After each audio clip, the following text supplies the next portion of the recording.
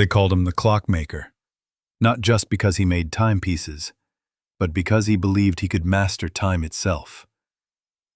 His name was Raj, a man with silver-streaked hair, oil-stained fingertips, and eyes that ticked with precision.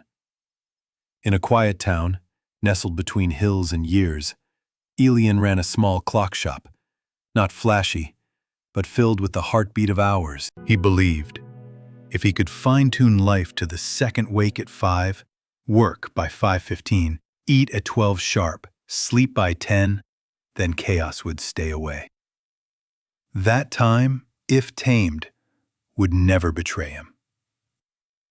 But time is a quiet revel. It's not the seconds we count, but the moments we miss. Raj's days were perfectly measured, but he hadn't seen the sun rise in years, hadn't really listened to the laughter of his grandchildren, hadn't noticed the roses blooming beside the shop year after year for a decade. He was surrounded by time, yet untouched by life. And then, one morning, his clocks stopped. Not one. All. At once. As if the universe took a deep breath and whispered, "Enough." No ticking, no chiming. Just stillness. As if Raj tried everything. Tools, rewinding gears, even rebuilding pieces from scratch. But nothing worked. And in that forced silence, something else crept in. The sound of his own heart. The birds outside.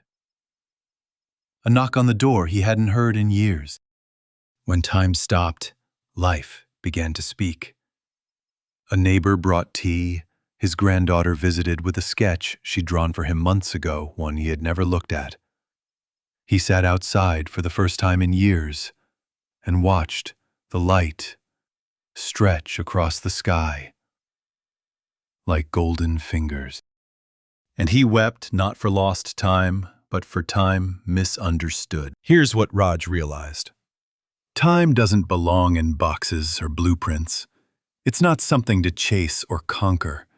It's something to feel, to honor, to live. The most dangerous lie is, "I'll make time later." Because time doesn't wait to be made. It must be met right now. Raj never fixed the clocks.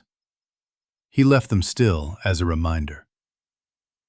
He understood that a single minute of true presence is more powerful than an entire day of anxious striving.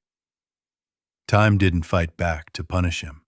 It paused to wake him up. Dear listener, if you keep forcing life into rigid frames, one day, time might just stop.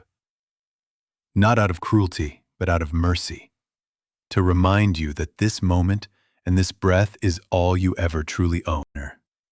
If you keep forcing life into rigid frames, one day, time might just stop. Not out of cruelty, but out of mercy. To remind you that this moment and this breath is all you ever truly own. If this story touched something in you, don't keep it to yourself. Like, comment, and share it with someone who might be chasing too much. And subscribe to Echoes of Wisdom for more stories that whisper to your soul in a loud world.